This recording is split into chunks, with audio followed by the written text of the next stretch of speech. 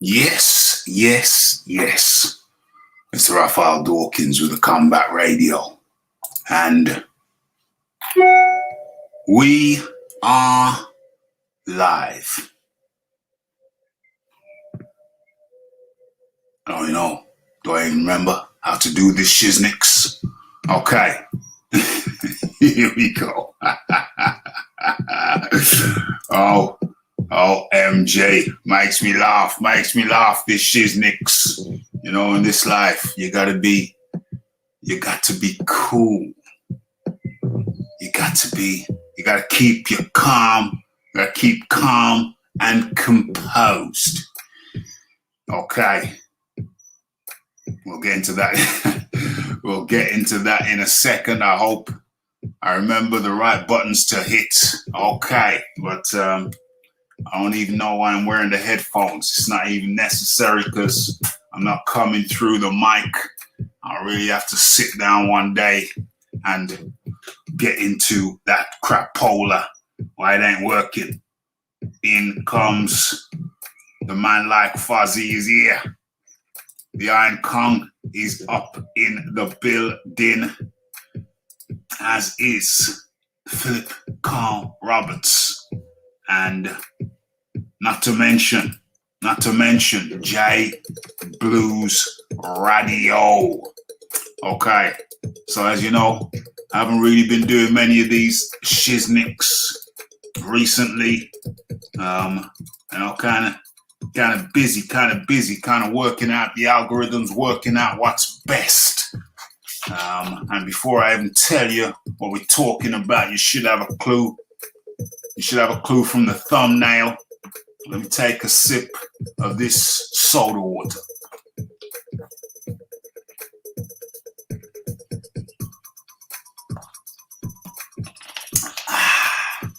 Okay, let's do this shizzle.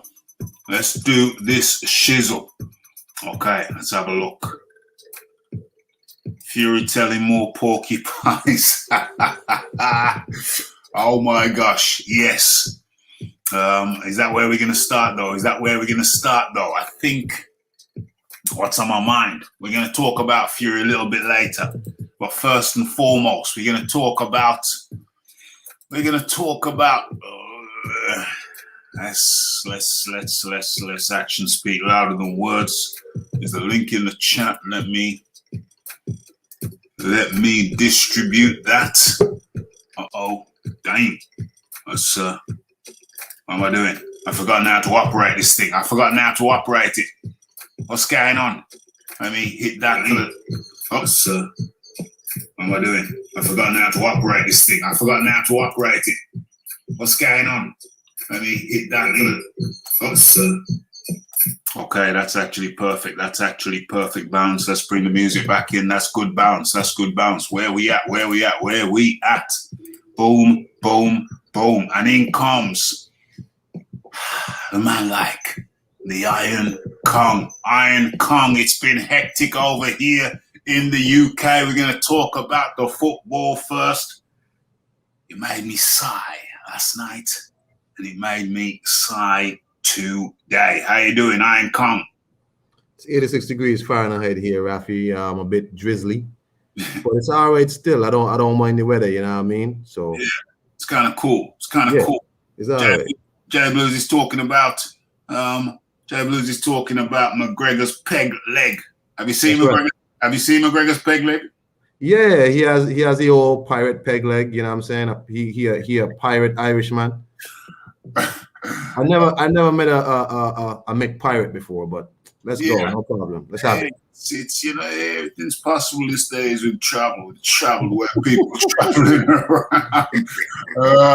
But before we even do that, come on, let me see if I can get my shizzle together and let me see if I can do this. I ain't done this. Feels like a month. Commiserations on the football. We're going to talk about it before we get into the boxing. The show's going to be about an hour. Trying to keep things nice and concise and polite. Okay, so what am I doing now? I'm sharing, yeah? So boom, boom, boom. Let's have a look at this. Let's have a look for people who haven't studied the... Okay, so I ain't seeing nothing. Oh, it's because it's over there. That's right. Okay, that's right. There it is. Boom, boom, boom. So that's what we're working with. That's, hey, you look at that and you know what the topics are. Look at that, you know what the topics are. Okay. Yeah, we had some drizzle just now. I rode my bike in the drizzle, knowing that it was warm and it didn't matter. You know what I'm saying? That's the beauty of it being warm. It's kind of warm over here still. All right, come. Okay. So, first things first, let us get, first of all, hello and welcome everyone who has taken the time out to drop in. We're not wasting time. We're not messing around. YouTube told me to do less lives and more videos. So that's what I'm doing. So let's get into this. We're going with the football first. Let me move all of them obstacles out of my way. Okay. So, as you know, it was 2-1 or 2. Well, it was 1-1. It was 1-1. That's why I went to penalties. But anyway, likes my video, Monksing Talk. Okay, thank you. Somebody's like my video on Facebook. Okay. England captain Harry Kane criticizes fans who racially abused Marcus Rashford, Jadon Sancho, and Bukayo Saka. And there is, you know what, before I even go into the article as such, because I'm only going to be skimming it anyway, first things first, oh, damn, you can't even see what I can see. Damn. Okay, so what kind of tactics was that being used by Gareth Southgate? What kind of tactics was that? Because as far as I could see, England did well in the first half. Yeah, very nice. Got the early goal. But in the second half, the Italian experience just came through. Look, they've just won this one. They've won multiple World Cups, multiple European Championships, multiple cups in general over the last, 100 years? Over the last 100 years? 80 years? I don't know. When was FIFA developed? They've been doing very well all through the FIFA era. And so they have just the knowledge. They have the knowledge that, and the belief that they're going to do well. And they did. In the second half, they came out and pretty much dominated for the most part. And they had England pinned back in their own half. And so Gareth Southgate, ex-Aston Villa man, I appreciate that. He's the England manager now. I appreciate that. Let me take a sip of my drink.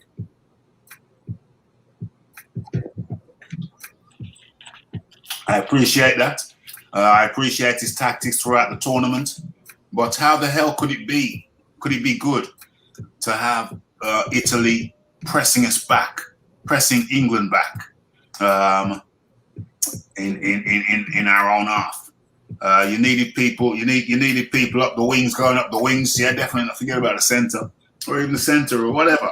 But you needed somebody shooting up the wings, and you needed more of a presence going forward. You needed more of a forward game.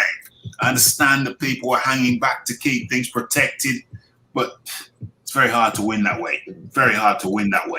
Way too defensive. You can't score early and let a team like Italy come at you for the next 45 minutes. It's crazy. Absolutely crazy. First half was fine. Second half was mad. Letting the kid and letting the kid take the fifth penalty. Well, you ask it. You almost trying. It's almost like a setup. Is this some kind of setup? And then forget about the kid. What about Marcus Rashford? You bring him in. Did he bring in Jadon Sancho, or was Sancho playing a long time? Well, you bring in Marcus Rashford just for the penalties? Are you crazy? Why are you bringing in these cats for the penalties? Marcus Rashford and hold on, Bukayo Saka. How long was he on? Because to be honest, the way England were getting pinned back, I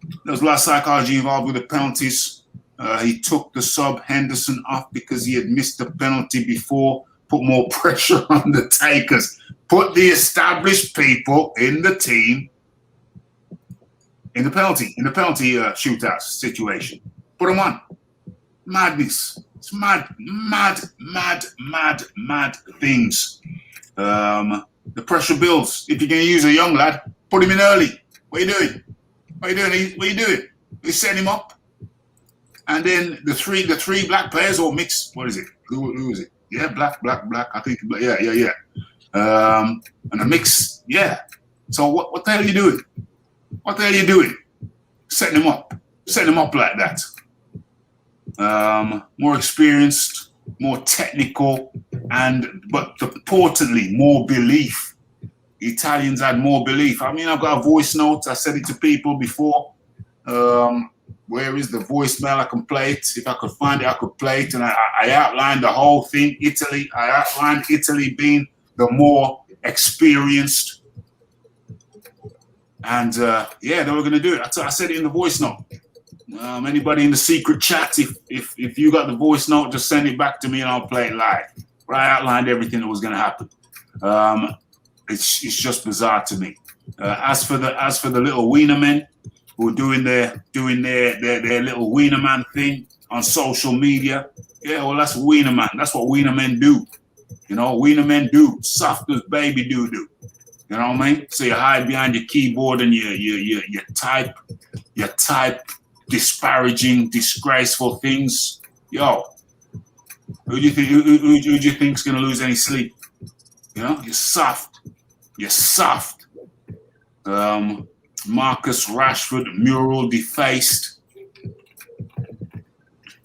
In a part of it's part of the country where he's raised. I don't know where it is. You know, tell us, I suppose.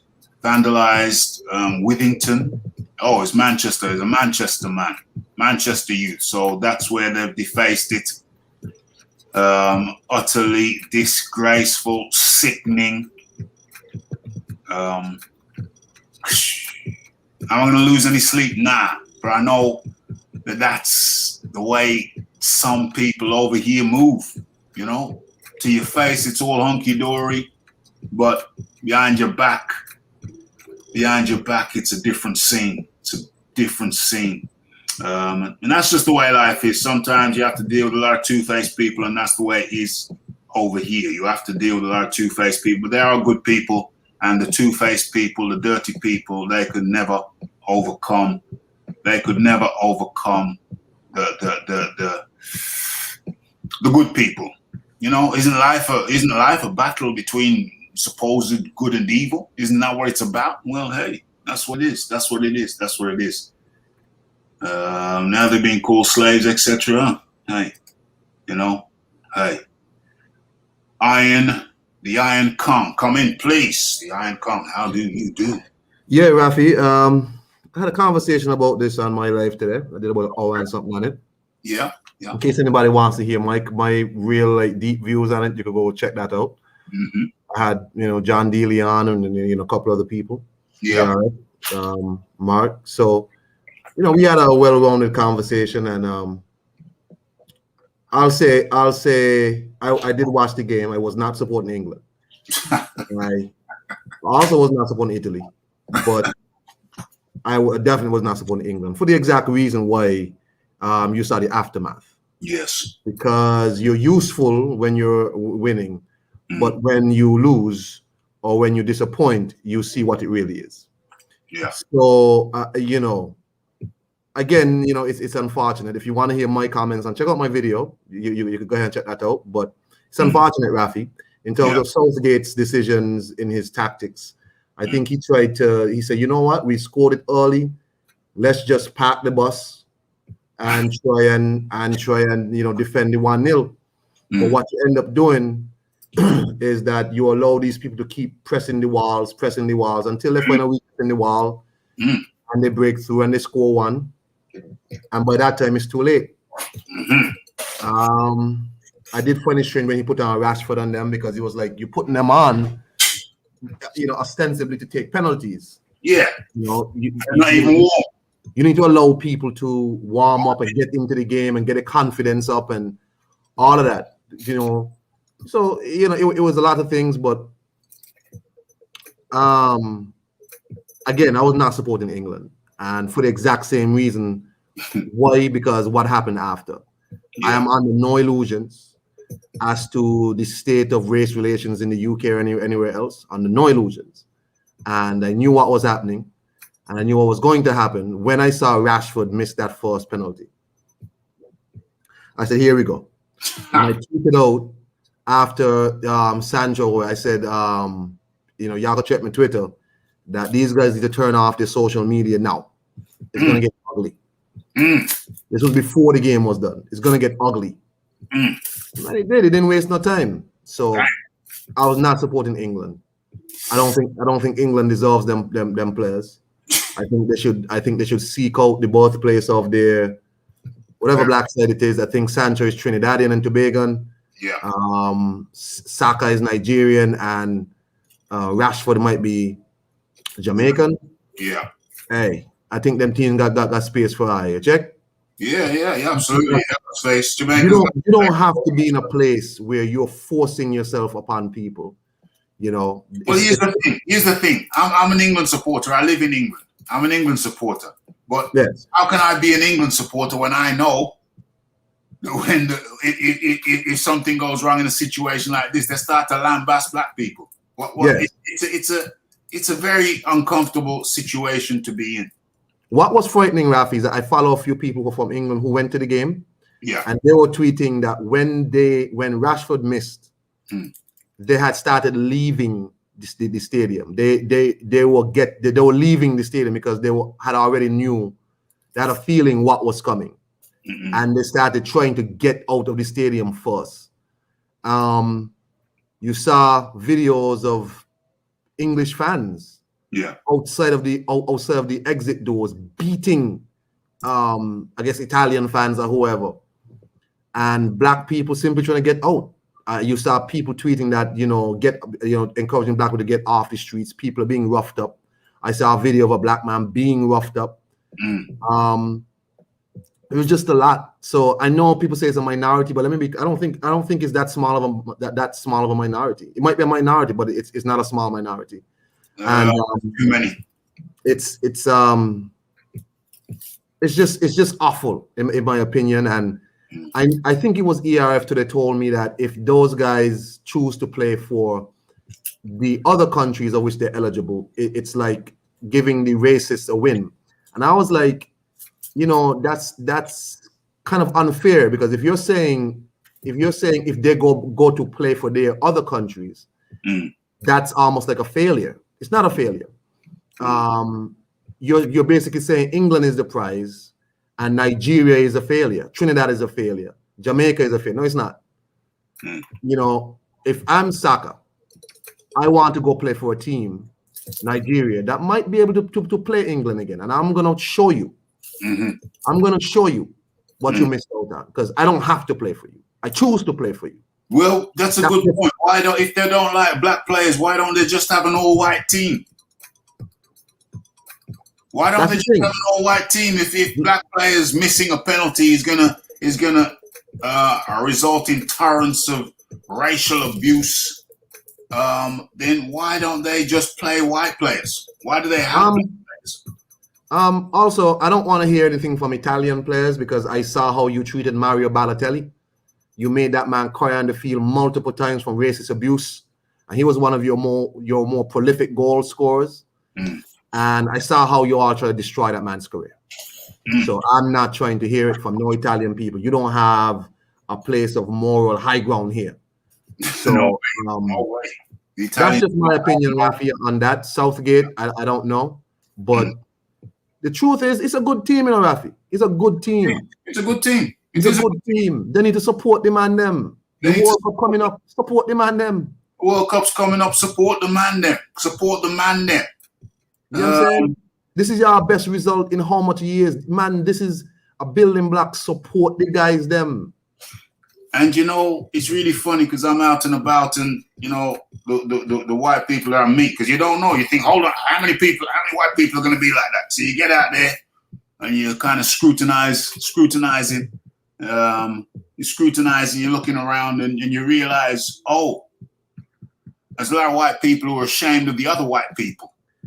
You understand what I'm saying? There's a lot of white people out there who are ashamed of the other white people.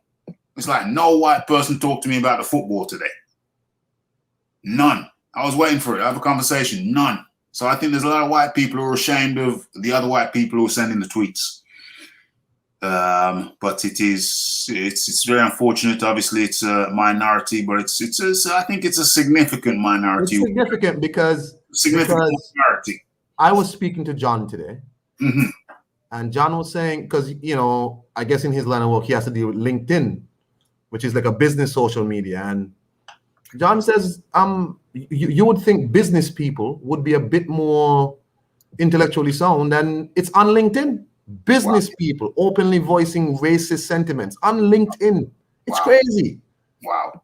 It's crazy. But again, if anybody wants to hear my conversation, go ahead to my page and listen. I don't want to hold up Raphie page with all of this because I know he have more things to talk about.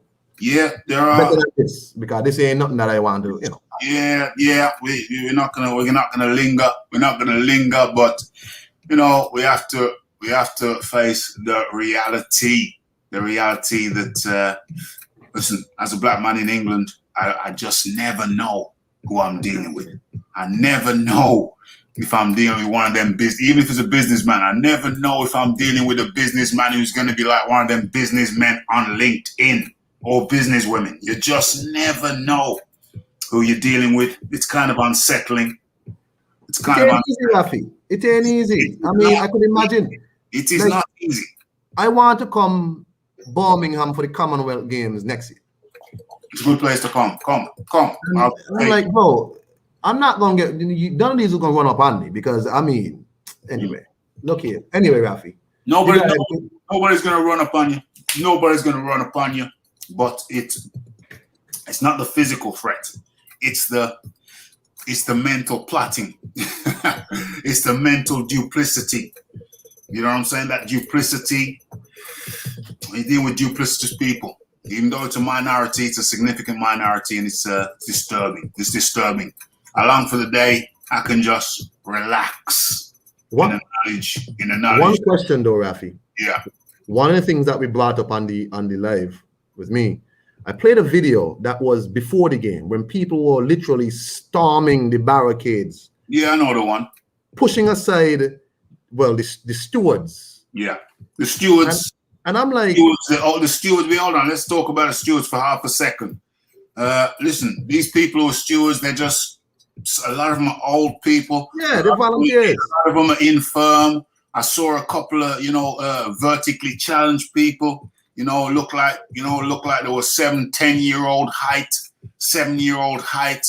Definitely. With the kind of glasses that would get them bullied at school. I don't support bullying. I'm just telling you what I saw. And when them guys saw people coming through, they just moved out the way. I saw some women doing more than the men in terms of defending. Stewards, female stewards. And when they look around and saw some of the men ain't doing nothing, that's when they stepped aside and they said, "Oh, we're not supposed to do nothing." No, Raphie, if I'm a steward, I don't know if stewards get. I think John wants a link. I don't know if stewards get paid, but if you do get paid, you don't get paid that much to be blocking no mob of people storming Wembley Stadium. You check? Exactly. My question is, okay, that happened. Why wasn't the magnitude of this game? Where are the police officers? Where are the police? Where was the police dogs? That's not a steward's job to be blocking no mob of people. You crazy? No, that was the police. They're not doing that. No. Where was the police? Where was the police dogs? Where was the water cannons?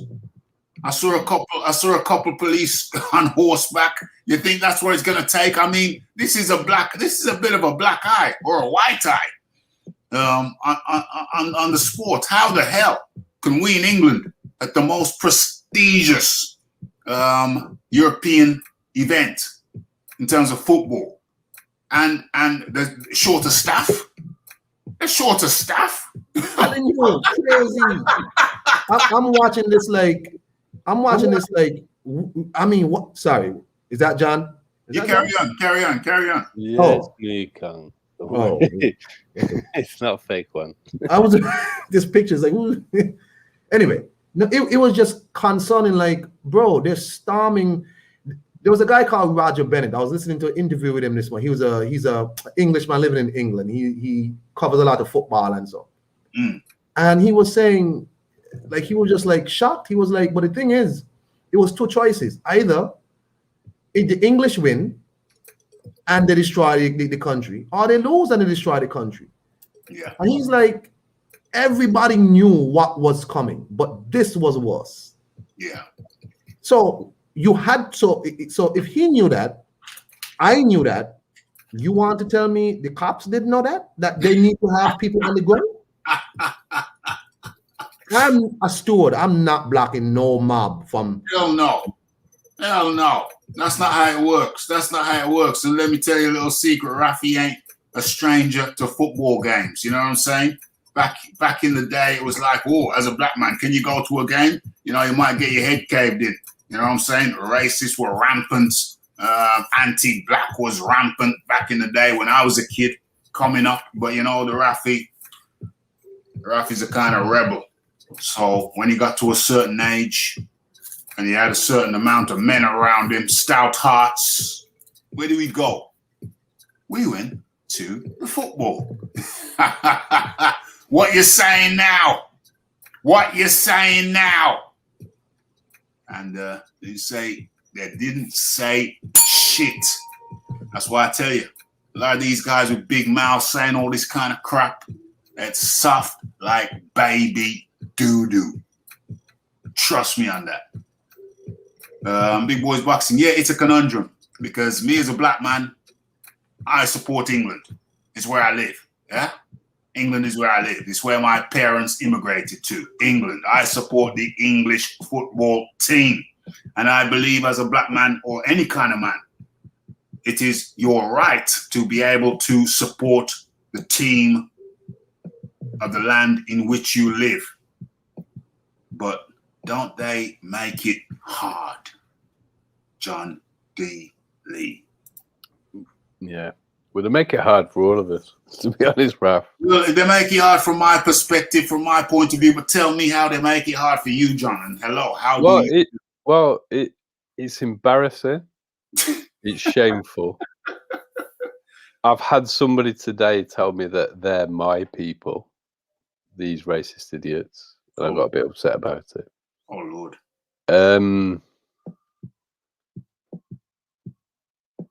It's just... I'm just pleased that Harry Kane has actually come out and told them that they're not wanted, that they're not England fans. Yeah, it's a good point. Because at least I think they're going to carry on taking the knee indefinitely. And they're going to continue to stand against it because they're unified as a team across the board.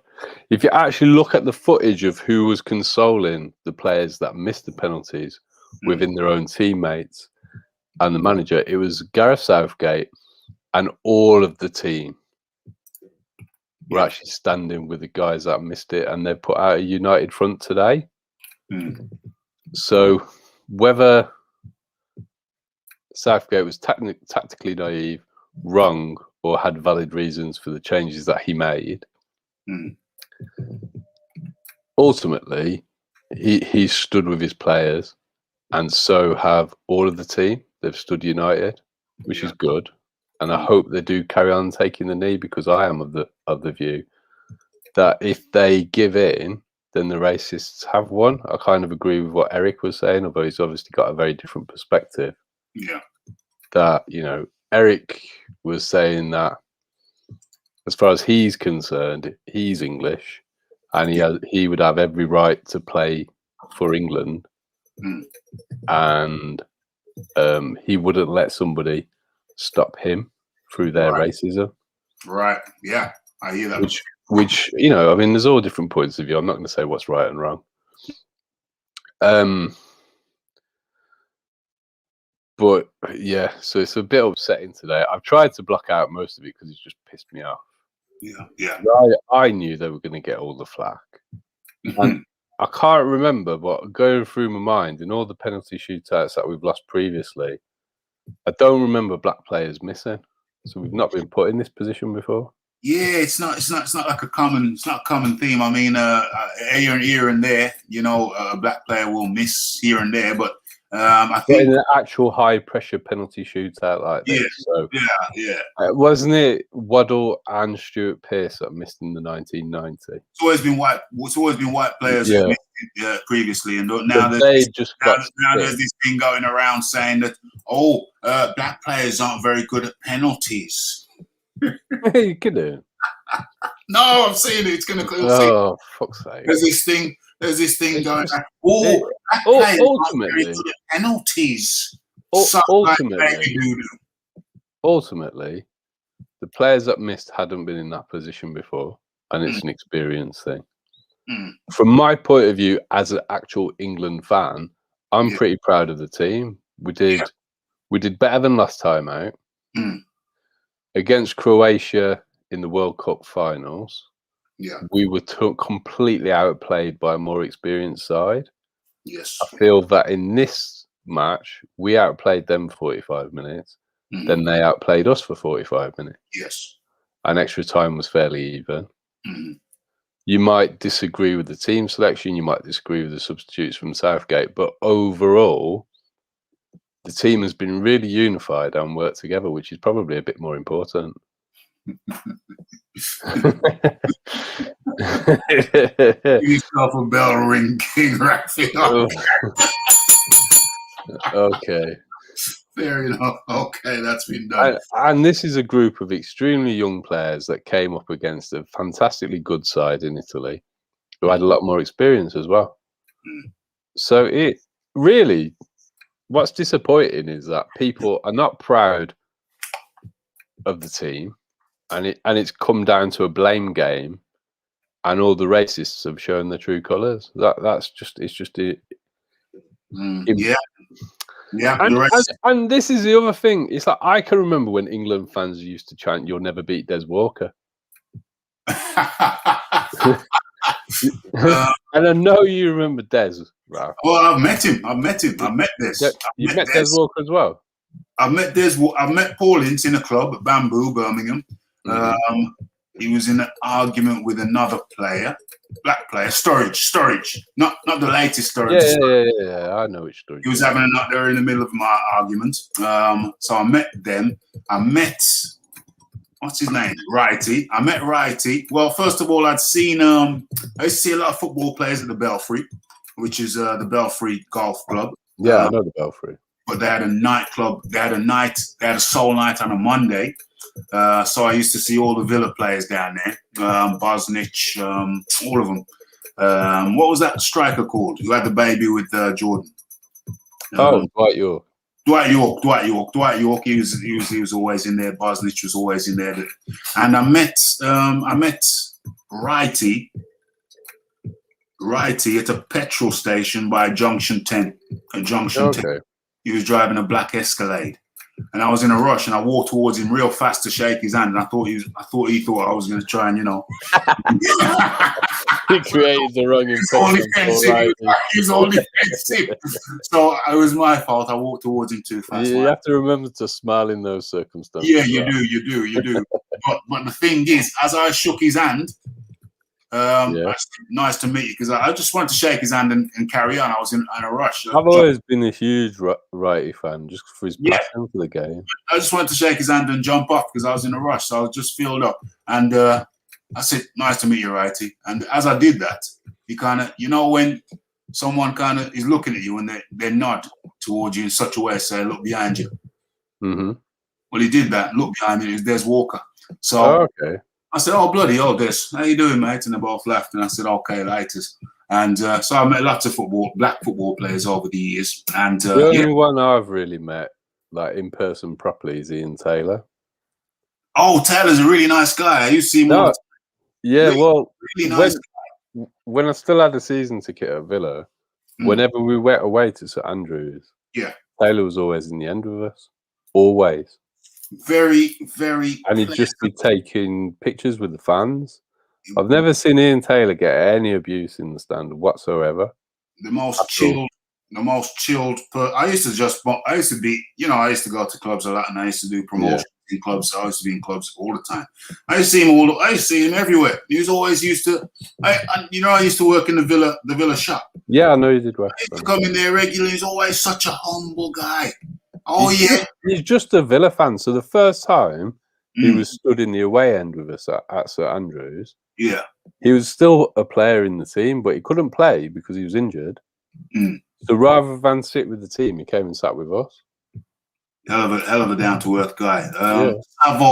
Savo, what was his surname? Savo Milovic, or yeah, I know you mean. Yeah. Savo, he used to come in the shop. Milosevic. Savo Milosevic. He used to come in the shop. Bill's right. Southgate had to do that Pizza Hut advert after he missed his penalty in the 96 one. Yeah, that's right. I forgot that was up on the screen. I met Carl Court at a petrol station. Yeah, man, petrol stations. They need petrol too. Dalian Atkinson, God bless his soul, R.I.P. The policeman's been charged with his murder. The policeman who tased him. And where are they up to with that? Murder. 6 years. Has he? You what? Sorry, say that again. You got 6 years. 6 years for murder or manslaughter. Sorry, manslaughter. No, that's not good enough. Really. That's not good enough. Dalian Atkinson, I used to see all the time in the clubs. Certain clubs I used to go to. Well, he was always, because he basically played for most of the Midlands teams, didn't he, Dalian? Yeah, he was always around. I'd see him I'd do a lot of clubs in the Midlands, and he was all around. I've seen him in Birmingham, Telford. Telford was a nice spot. You see where he punched you up. That's where Raphie goes to play in the snow in Shropshire. What did you say, Con? He was muffled. What did you say? Repeat it. That's why Haystacks had a chance to punch you up, because he was always in clubs causing trouble. Haystacks, I only saw Haystacks one time. If Haystacks tried to punch, that would be a bad idea. He's a wrestling guy. Leave the punching to me. Haystacks was the wrestler. I hadn't trained in wrestling at that time. Big Haystacks tried to intimidate the Raphie, but you'll have to sign up for the Tony Daly. I saw him once in the shop, but I didn't. He was a homebody. Tony Daly was a homebody. Never really saw him out and about much. I think, he was just a guy, get his money, train, go home. So don't see him any footballers around here. Okay. Did you ever meet Dalian? Yeah, Dalian Atkinson. Yeah, Dalian Atkinson. Yeah. Well, I don't say meet because we never shook hands. But we was often around in similar circles. He was normal. It was normal to see Dalian. Normal. It was normal to see Bosnich. It was normal to see what's that guy? I just mentioned him. Black guy from Trinidad. Dwight York. It's up to you, Dwight. He was all over. He was everywhere. Dwight York was in the same class at school as Brian Lara. Yeah. And Atto Bowler. Yeah, they're brethren. I didn't know about. But they must have had some wicked sports days. Yeah, they had wicked sports days, especially with them competitive guys, definitely.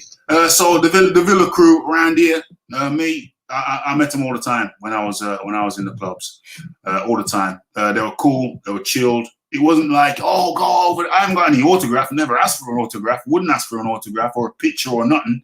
They were just chilling. We just left them alone. They're chilling in the club, having a nice time. And may have taken a little tangent a little bit. I met Paul McGrath. What a legend. Did I meet him? I can't remember. I can't remember meeting him. I think he'd gone a little bit before my. Well, it wasn't before my time. I think I was old enough, but I can't remember meeting him. Can't remember. Biz up in the building. Tone up in the building. The Philip Carr Roberts, the C Lion, Dr. Woodcock, and everybody. Savo Milosevic. He wasn't a very smiley guy, but he was polite. Didn't see him in the clubs, just saw him in the shop. Right, he almost threw his gangster. Right, he almost threw his gangster's pasty at the Raphie. He could never do that. But I tell you what, though, I walked up to him too fast. He was ready to fight. He was ready to, you know. And worse still, friggin' Des Walker was behind. So if anybody to try to fight him that day, that would have been a bad idea. And a lot of these guys are a lot bigger than you think. Walker. Did you ever meet Sol Campbell? I've never met Sol Campbell. Have you seen him in the flesh, Raph? No, he's a beast, is he? He's a beast? He's enormous. Like, TV does not show you what a true mountain of a man he is. No, that's the case for a lot of them. For example, no. Des Walker, I thought he was small. Des Walker's a 6-footer. He's a beast. Des Walker's a big lad. He's a beast. Thought I saw Phillips. What was that striker for whoever used to wear red and white stripes, Middlesbrough or whatever? That little Phillips. He was a scorer. He was a sucker. Yeah, Kevin Phillips. He's a midget. No, he's a dwarf. Yeah, he's a midget. For Villa for a bit. Right? Yeah, I remember. I saw him in a club once, and he could barely look over the bar. No, he's a dwarf. Midget. Absolute midget. These players, you don't get the scale of. Some of them are monsters, and you think they're small. Some of them are midgets, and you think they're big. But anyway, so what am I saying about this? Sunderland? Yeah, okay. I got you. Okay, Sunderland. There you go. Les Ferdinand, never met him. He's a southern guy, though, isn't he? Paul McGrath, sad story, rage. I think he's okay now. Unless he's taking the turn for the worst. I think he's okay now. I think I saw him on Facebook a year or two ago. I thought he was in a good place. I think he's in a good place. Alcoholism, yeah, but he did well. He did very, very well. Dwight York, okay. What is it? Haystacks did Raphie with the Boston Crab. The Boston Crab. I don't know I can't remember the exact move, but I know it involves you being twisted up like a pretzel with your ass up in the air. So he's a last. It's where they grab you by the ankles and flip you on your belly and pull you back and sit down. Oh Lord, the Boston Crab. I remember now. I know exactly what you're talking about. Yeah, they put you back. Well, there's worse ones. The other one I was thinking of was you pinned in a very compromising position. That would have been worse. Okay. So the Iron Kong, come in, my friend. Come in and say a couple things. Let the people know he's still here. We got a little bit local. We got a little bit Aston Villa. We got a little bit reminiscing.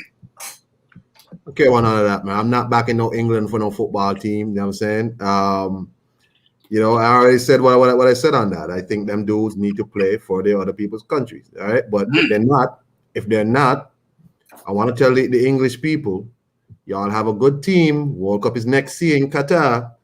Support them, big up the team. Don't break them down over the Euros when the real prize is next year.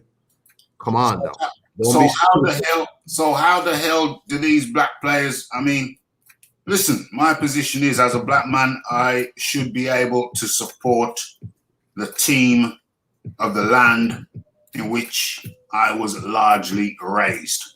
I feel I should be entitled to do that. But then, am I being a fool when you get some soft as baby doo-doo people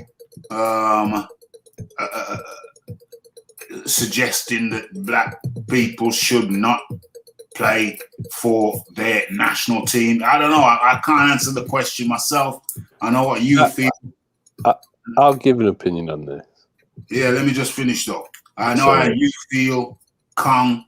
I don't know how you feel, John. I'm about to find out in a second. My position is it's how is a black person supposed to support the team when every time they lose, if a black person's remotely involved in that scenario, then it gets abusive. John D. Lee. Well, there's two points really. The FA and the football team and the manager and the captain have all taken a stance to say they're not going to accept racism, and have demonstrated that, and hopefully will continue to do so. So that's, I think, a reason why you may feel that you can play for them, because at least you can have the support of your teammates and your manager. Secondly, if we don't have an integrated society, how are we going to get rid of racism? So I would hope that we continue to have a multi-ethnic football team. That's a good point. That's a good point. I'm just trying to think of what you say to what I say. I don't necessarily say that you should or shouldn't play for that team, but as a white person, I would hope to see British-born or eligible non-white players continue to play for my team because I want racism to end. Now, if you're like John Fashanu and you decide to go and play for Nigeria, I don't have a problem with that. It's more, I would hope that you would choose to play for England because in the grand scheme of things, in the long term, if we're going to get rid of racism, we do actually have to fight it and stand together to do that because it's actually a white person problem. Well, I saw it. I actually saw it as a white person problem, like you just said. I think the white people involved have to they have to resolve whatever they need to resolve within themselves. They've got to do that. They've got to resolve their own conundrum where they cheer for the black man when he helps them win, but if he's remotely involved in a loss, then they feel it's appropriate that they can. But that's the thing, Raphie. I think it's only half the white people that feel like that. 50% of white people feel like that. Roughly. Yeah. I feel like the country's fairly divided on this issue. I mean, I could be wrong. No. That's my kind of feeling on it. Yeah. So what about the other 50% that aren't racist? Yeah. Well, exactly. Well, that's what we have to work with. There's a conversation raging. There's a conversation raging with black people and other people of other ethnicities. You know, why play for England? Why play for England when you're going to get? Oh, how could I forget Cyril Regis? R.I.P. Cyril Regis. Yeah, I met him regularly. If black players decide not to wear England shirt again, racism won. That is a good point. I think we still have to keep on working. I think as a black person, we still have to keep working with the racists. 50% of plenty bit high. We'll take it down to 40. I think as a black person, we still have to keep working. I'm going to address Tone on that because some of the So Sir Simon Woolley, who's Lord Sir Simon Woolley, is somebody I follow on LinkedIn. Yeah. He sits in the House of Lords and he's in charge of diversity. Okay. He's not a white guy. He's a black. I'm stepping away from the mic for a second. Yeah. Okay.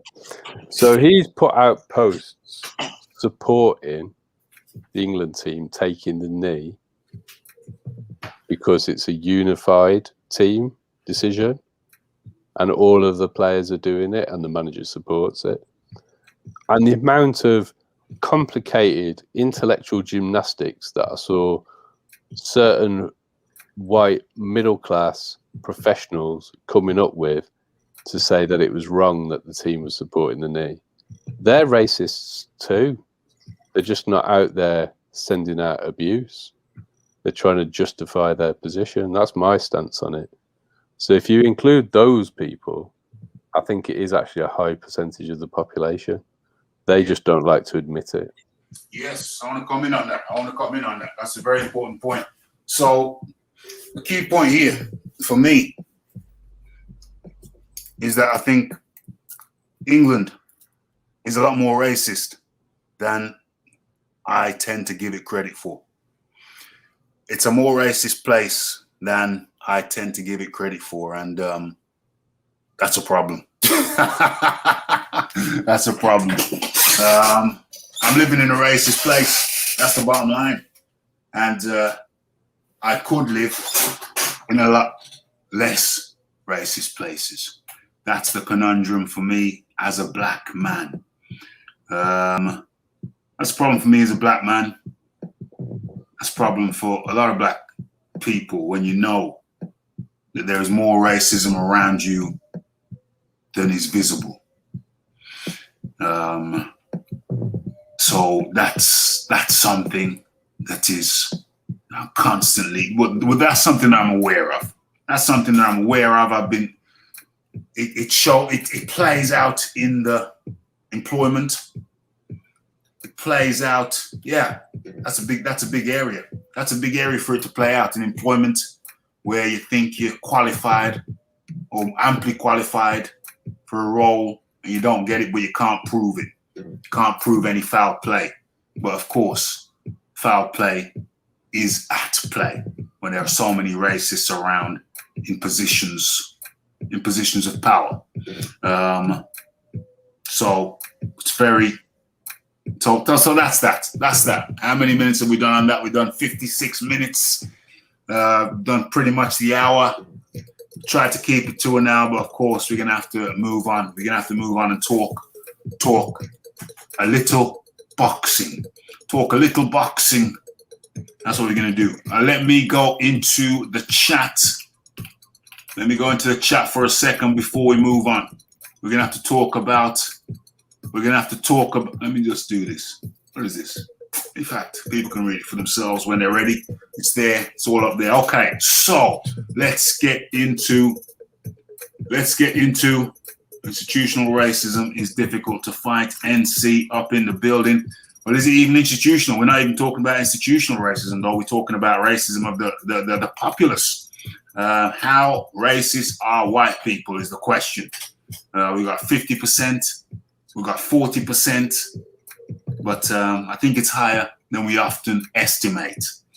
What is this year? Okay, but it's all there. We've done it. Now, personally, we're moving forward with the discussion. That's a discussion that we're going to have again. That's another time. But I think we've done it nice, a bite-sized chunk. Nice bite-sized chunk. Okay, so let's switch over. Darwinism. I don't know what you're talking about. I do know who Darwin is.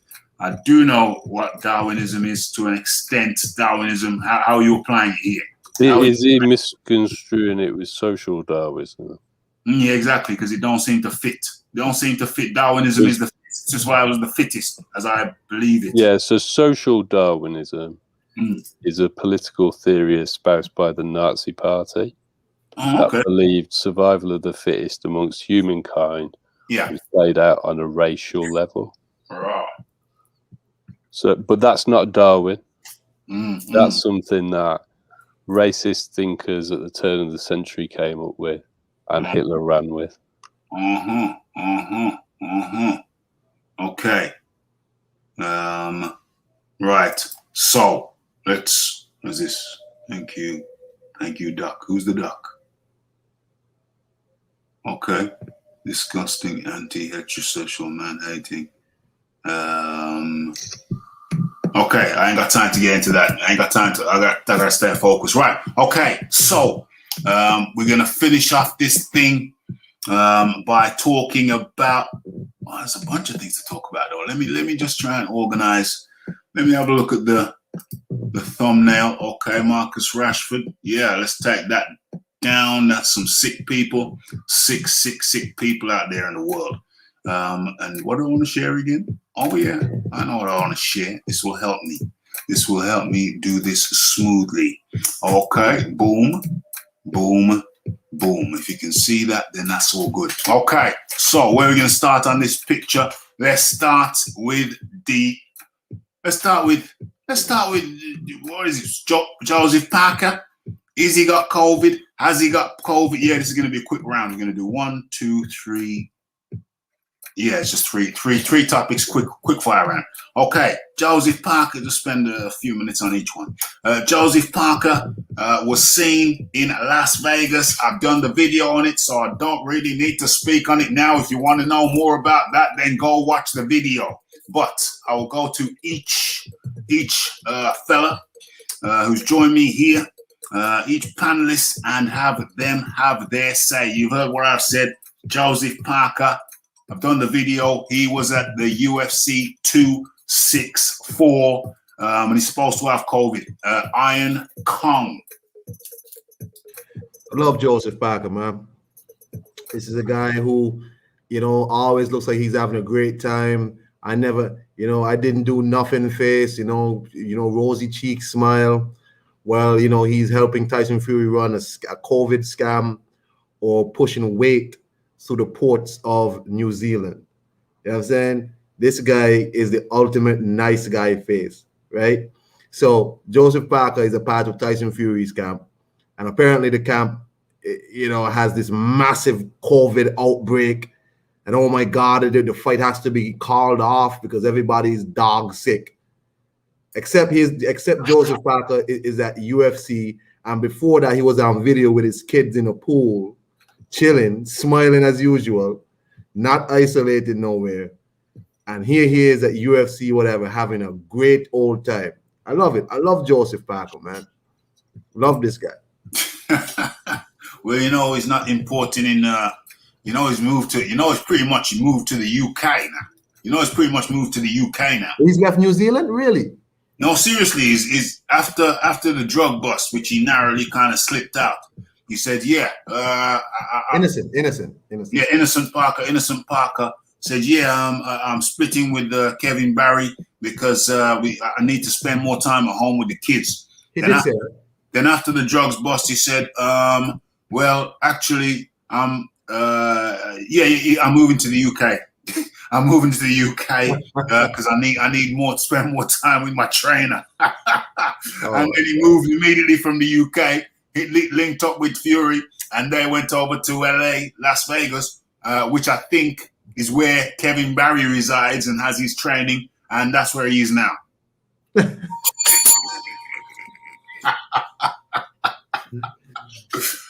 OMG. And it's funny you mention it, NC. Funny you mention it because Devon was an option for me at a particular point where a particular lady wanted to whisk me away.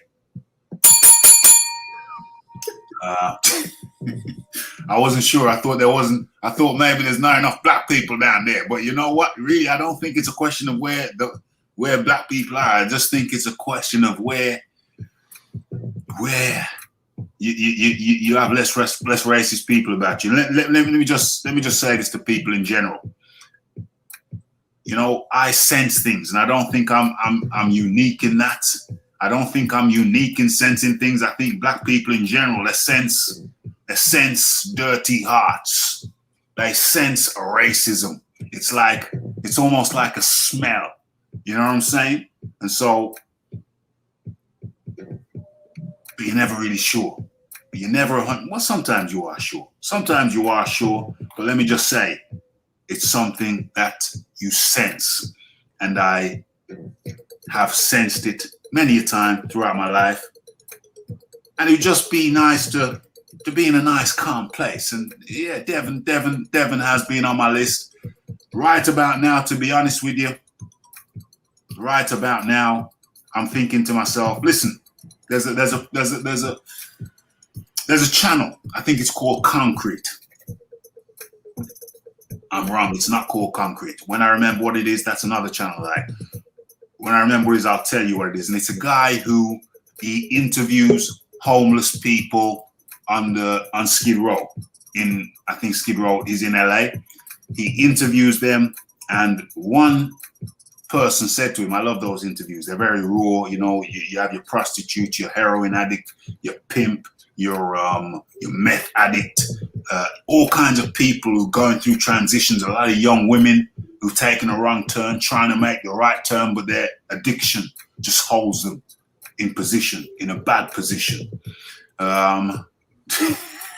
I can sniff them out like truffle hunting. One thing that one person said to the guy who is the interviewer, he was a big shot in advertising as a photographer for some of the top firms. So he became very wealthy. Now he stopped doing that and he's dedicated his life to just talking to people. And he said one thing that someone said to him that really moved him was that people are the biggest problem in life is fear. The thing that holds people back, the most in life is fear. Now, it don't matter what you look like. It don't matter how much you shift, how much weight you shift, or you can bench, or you can squat, or how tall you are, or how short you are, or your body weight. Male, female, indeterminate, trans, don't matter who you are and what you are. The person said to him, the thing that holds people back the most in life is fear. And I agree. You know, because you think, well, what's it like down there? Why not stay here? It's safer here. I got everything that I need here. I got the connections. I got this, that, and the other. But really and truly, and you just stay. But really and truly, if you broke it down to the fullest, the thing that holds people back the most is fear. Fear to do things. Fear to do this, fear to do that, fear to take this college course or university course instead of that one. And then when you realize that, you realize, yo, I best make some moves. What are we talking about? Oh, getting back on topic, Josepharker. Okay, Josepharker broke his fear when he left New Zealand, came over to the UK, running away from the situation that we all know that he's running away from, yeah? They've seen his friends go to jail, meth. Allegedly. No, they've gone. His involvement is alleged, but there's too much. There's too much facts. There's too much. What is it? Evidence. There's too much evidence to say that the guy was clearly involved. There's too much evidence. So that's why if Joseph, I gotta get in my car, bro. Hey, peace out to you, Raphie, John Dealey, and the PhD just come on. Peace out to y'all, man. Have a great evening. Yeah. Shout out to the Iron Kong. Shout out to the Iron Kong, and how rude of me. Let's talk to the Fight Doctor. Fight Doctor, come in anywhere you want to come in, my friend. Fight Doctor. We're talking about Josepharker and Fury, so that's where you come in. But come on in. Yeah, so it's kind of strange how. Introduce yourself, Fight Doctor. Yeah, Fight Doctor's in the house on Rick James status as always. And it's kind of strange how Josepharker. All right, so Tyson Fury's whole team allegedly, supposedly, okay, has tested positive for the cough. And not even days after this revelation, here it is, one of your teammates is, out in public as if nothing happened. This is suspicious. This is suspect. I mean, there's all kind of questions like what, how, why, how. Look, if you're, supposedly infected with the cough, then what are you doing just casually moseying around in public in tight confines as if nothing happened? How does that go? I don't understand.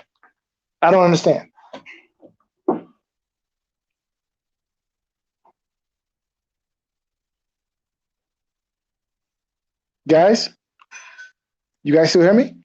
I can hear you. I'm not sure if Raphie stepped away for a little bit. Yeah.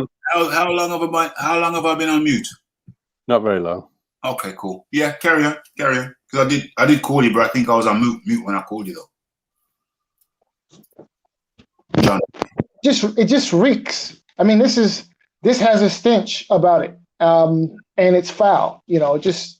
I don't understand how this happens. I mean, it seems to me that if you and your whole team have come down with the cough, then you should all be like in shelter somewhere with gas masks and the whole 9 yards, right? But instead, you're just gallivanting about as if nothing happened. Crazy. It's mad. Well, I wouldn't be surprised if we see a lawsuit between now and October. A clearer statement. David Higgins has actually come out and said that Barker doesn't have COVID. Mm-hmm. So I think this is more of a symptom of the dishonesty that those of us who have been familiar with Tyson Fury, since he turned professional, are familiar with. Oh yeah. So I don't believe any of this COVID story at all. What's the end game? Endgame, I don't know. It could be two things. Mhm. It could be as simple as the tickets aren't selling. Mhm. There was no British broadcaster for the fight 2 weeks out. There was no what? There was no British broadcaster for Wow. this bout Wow. 2 weeks ahead of its scheduled date. That's crazy. That's crazy. So, I mean, you know, that could be an explanation. Mm. Or it could just be Tyson Fury, whenever it comes to actually be the front runner and defend his belts, he disappears. Yo, He's still yet to make a title defense. Hey, question that's been on my mind since earlier on today. Has Tyson Fury got some kind of mental hang up about defending his belt? Because beating Deontay Wilder, I don't think it'd be a difficult thing. But the factors that I've been able to isolate, I'll come back to you in a second, Fight Doctor. The things I've been able to isolate are, one, the seat sales didn't look very healthy at all. And that's putting it mildly. That's one.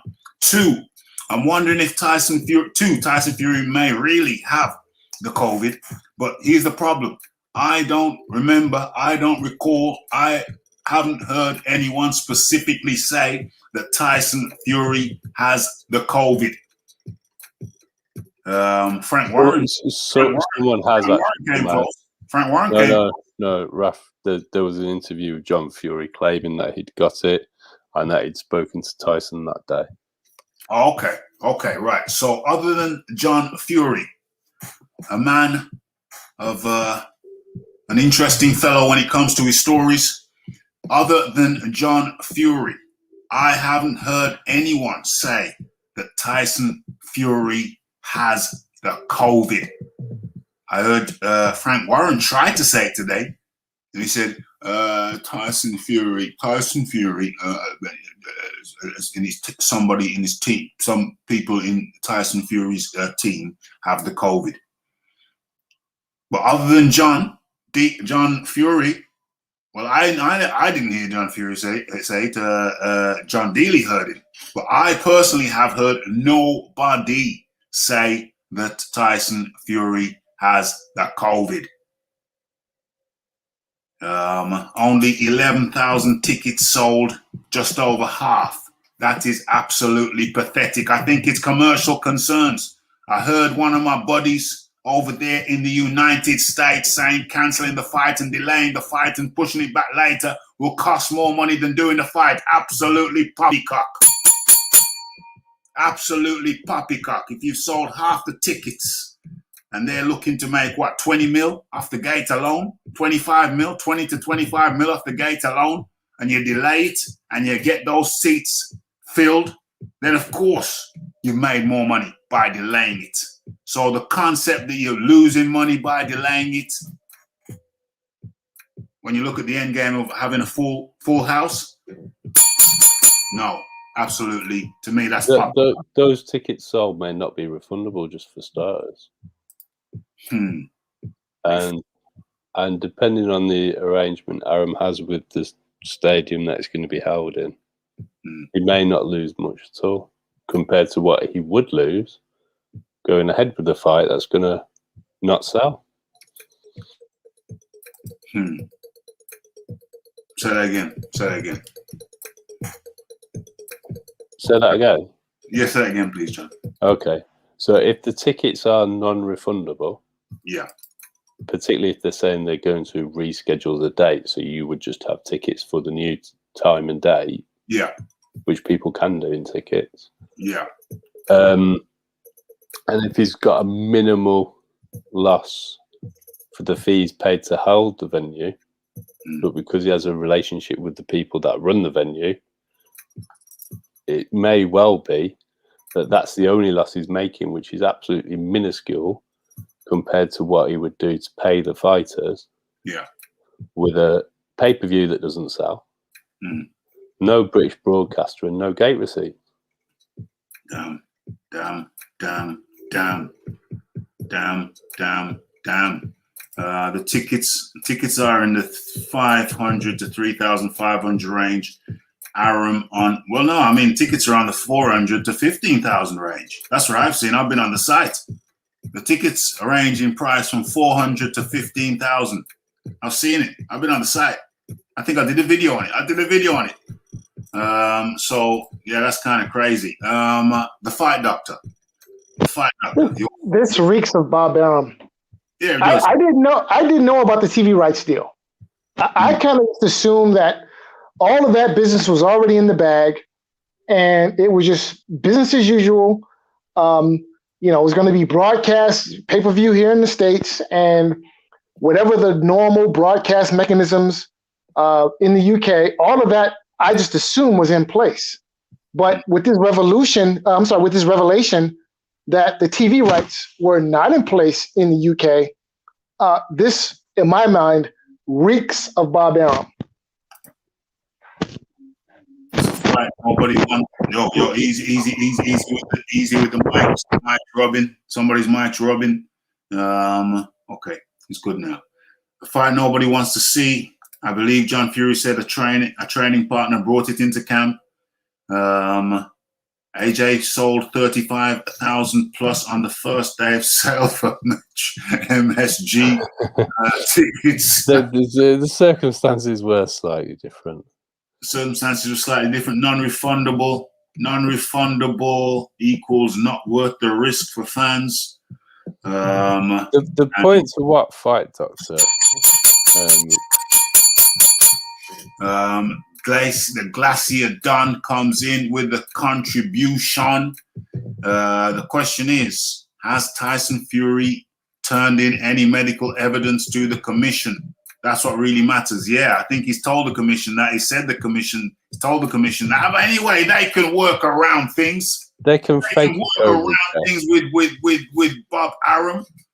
I've heard somebody say that if the commission say that it's true, that Bob Arum as the intermediary, if Bob Arum picks up the phone and calls the commission and say, hey, listen, bad news. Tyson Fury's got the COVID. Somebody in Tyson Fury's camp has got the COVID, so we're gonna have to call this thing off. Do you think they're gonna quibble? The thing is, Raphie, there's been school kids faking COVID tests over here to send everybody home. That's right. I forgot. So I don't think it's particularly robust. Yeah, I don't think they're especially robust. I mean, that is. You can fake a COVID test. Hold on, that's the key point. You can fake a positive COVID test. That's the breakthrough. Hold on, everybody. Hold on. We've made a significant move on the chessboard. Let me write this down because this is what everybody's been missing. You can fake a positive COVID reading. You can fake a positive COVID reading. Boom. Yo, that's a game changer. That's a game. I'll get back to you, the Glacier done in a second. But yo, that's a game changer because school kids in the UK have been faking. I'm going to bring you up. I'm going to let you talk for a second and bring you up after I deal with after I get to this super chat here. The question is, has Fury turned in any medical evidence to the commission? That's what really matters. Boom. Carry on talking, John Daly. Let me bring up the article about fake test. Fight Doctor, regarding the usual TV arrangements in the UK for Tyson Fury, all his other fights have been pay-per-view on BT Sports over here, and how small the figures of sales on those pay-per-views actually are is a highly guarded secret. We haven't had any sort of sniff of figures because they've been so terrible. So it isn't really that surprising to me that BT have decided not to bother with this because they just haven't been making any money on it. Fight Doctor, are you there? Fight Doctor, are you there? He must be away from his mic. Okay. There is another theory going out, right? Hello? Doing the rounds as well. Yeah, he's back. Yeah, Fight Doctor. Yeah, it's just arithmetic. Mind control, please.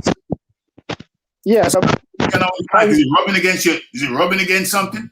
how's my audio? It's cool now. Okay.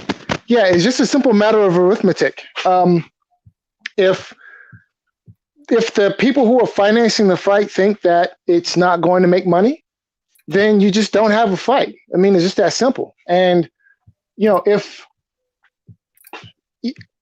you don't have TV rights for the fight in the UK, which honestly is probably, you know, the second biggest market for this fight, if not the biggest market for this fight, then you really don't have a fight. To be honest with you, Fight Doctor, it's not a big market for the fight. And Tyson Fury hasn't sold well here on any of his pay-per-views. They've all been poor. So the only market for this fight that generates cash is the American market.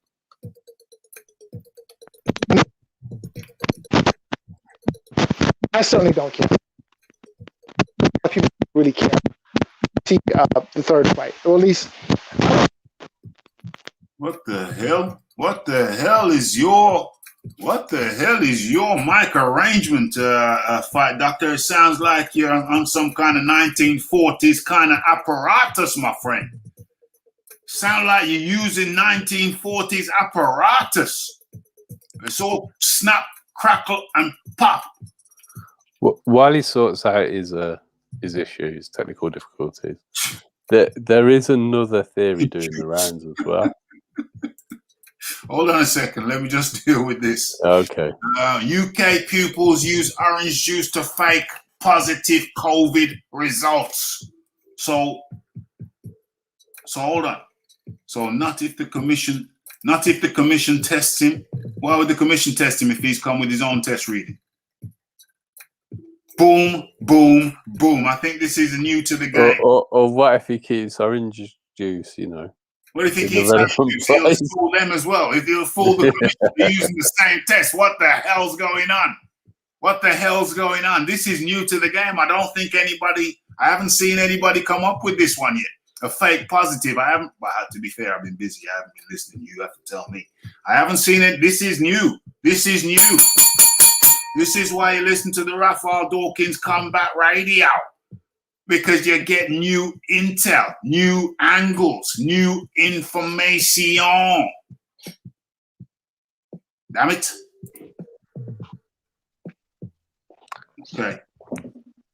Okay. Well, the other theory going around is that he got punched up by Jared Big Baby Anderson. I forgot about that one. Come with it. What the rock? Yo, you're gonna make me cuss some bad word, you know, Fight Doctor. You're gonna make me cuss some bad word in here. You're gonna make me get real Jamaican up in here. Raphie's getting close. You're gonna make me turn real Jamaican. We know the more. I don't want to do that. I don't want to do that. Raphie gets, the more annoyed he is. I don't want to do that. It's coming then. The Jamaican's gonna come out in a second, mate. Behave yourself. You're gonna bring out the Jamaican in me. It's coming. Oh my gosh! Don't let me run down to the car and pop the boot. But I mean, I'm open to all possibilities because we never get to the truth in these situations. The one that I'm I think has the least credibility is that he's actually got COVID. Yeah, that's the least likely outcome. That's the least likely outcome. But I can't rule it out. I heard Jared Hood punched him up. I heard Jared Hood. Jarrett Anderson. Jarrett Anderson. Who the hell's Jarrett Hood? Oh yeah, he's a welterweight. Yeah, he's a little dude. He's a little bit wet light for that one. You never know, Raph. I know. Spice.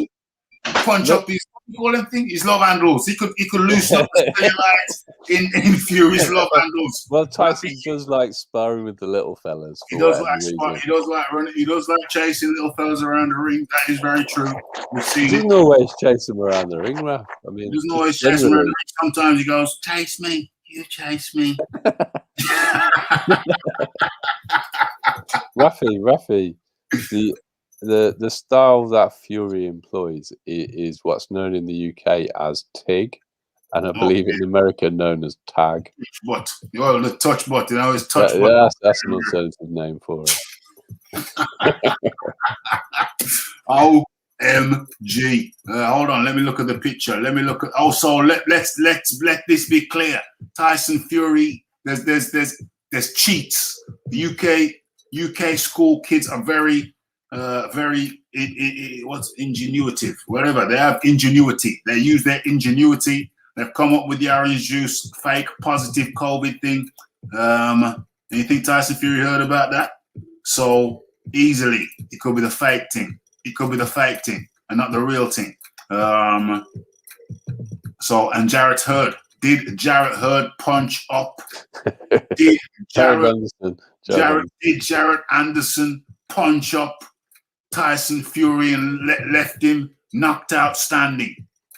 That's what I've heard. I heard Jarrett Anderson punched up Tyson Fury and left him knocked out standing, and I'm looking for something and I don't know what the hell I'm looking for. The problem with that is the source, because it seems to have come from the Wilder side of things. Oh, but again, we've heard stories of Dillian White punching him up and other people punching him up in sparring. So it has some level of credibility. The mental issues with defending the belt, where he's got a fantastic proven track record of doing that. He couldn't defend his British title against David Price.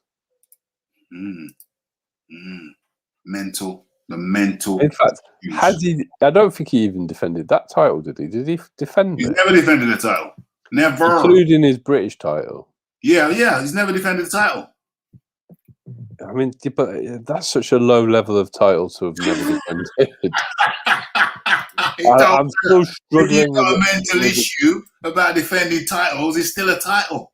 No, but I'm struggling with it, Raphie. It's just hard. I know you're struggling with it, but he struggles with it. That's why he don't defend them. Yeah, but I need certainty on this. I'm going to fact check it just to make certain. He 100%. He 100%. This is the Raphie Hawkins Combat Radio. We fact check as your John's doing now. That's what we do. Where's the fight doctor? Fight doctor, where's the? Are you eating Rice Krispies? What's going on? Damn, fight doctor don't want to come out to play, but I'm sharing this thing around the secret society, so they can't say that Raph had an excellent life and he was selfish and he didn't share it. They can't say that about me. We looked into things, man. We've looked into things more than a damn doctor with your whatever you call it. Somebody just heard something in the background. Where is it? Oh, that's the fight doctor. Hello, fight doctor. How do you do? What's crack-a-lacking? I'm glad to be able to rejoin you guys. Hey, I'm glad you've rejoined us in a clearly. You know, it's clear, nice and clear. But yeah, talk up, my friend. We're soon done. We soon finish. So talk your talk, my friend. We know that Tyson Fury can fake it. We know that you can fake the COVID test. You've seen it on the screen. School kids in the UK are doing it. They have a lot of ingenuity. What else is going on? 2 weeks to hold up the pin, just about to. Yeah, so come on in, the fight doctor. If you got anything on your mind, you best say it now, because we're fitting to shoot out of here. So Larry Merchant once described boxing as the theater of the unexpected. And I think certainly the whole Fury Wilder saga has certainly fit that description. It's twist and turn and, curveball, things just get shot right out into left field, back to back to back. It's just been a traveling circus. And I'll be honest, I'm just a bit tired. I'm at this point, I'm over it. I really don't even care. I mean, as far as I'm concerned, we saw everything we needed to see in the rematch. There's really no point in the third fight, really, other than the fact that Fury is contractually obligated to the third fight. But I'm not expecting that the outcome should be any different. But listen, given the circus, the roller coaster that we've been on, it's been the 3 rings, the clown, and the top hat. Who knows what happens in the third fight, But given all of this drama, I'm just really, I'm over it. I'm just over it. I'm just sick of it. I'm tired. What would you rather see? What would you rather see? Fury v. Wilder or Fury versus Joshua at this point? I would rather see Fury Joshua because then we get clarity. Yeah. That's the fight that boxing needs, right? I mean, there's a short list of fights that need to happen for the good of boxing. Fury Joshua is at the top of that list in my mind, and it's just criminal that UFC doesn't have this problem. Fights that need to happen in the UFC, they happen. But unfortunately, boxing is the Conor McGregor of sports. Just break your ankle at the most inopportune time. And that's what's happening. That's what's been happening. It's crazy. I'm over it. And I wish that we could just turn the page and be done with it. Okay. C. Lion was just asking, is there no boxing talk about Manny or Spence, McGregor? They're actual fights, not COVID speculation, and there was not going to be because we come to the 1 hour 30 time limit. But Jameson came to the rescue and bought you some overtime. That's how you get overtime around here. Okay, so James Jameson comes in. Is there a time limit on holding on to the WBC belt on his question? Well, it should be 2 years, shouldn't it? Because the mandatory should be every year. They should have a mandatory. Mandatory is imposed, and every 2 years, the latest, you should fight a mandatory. So you'd have to say if somebody's had the belt for 2 years and they haven't fought, well, for one, they've theoretically missed 2 mandatories, or certainly at least one. So now you're saying, well, what are you doing? You've had the belt for 2 years, and you have the least you have to fight your mandatories. At the very minimum, after 2 years, you would have to fight a mandatory. So I would say 2 years. And we're coming up to that now. But we are going to look at what was on the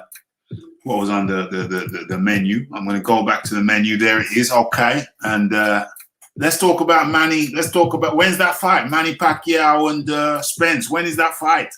Manny Pacquiao and Spence. That's August 24. August 24. Who you got? I'll go first then. I'm going to go with Manny Pacquiao. My money's on Manny Pacquiao because he's like Italy.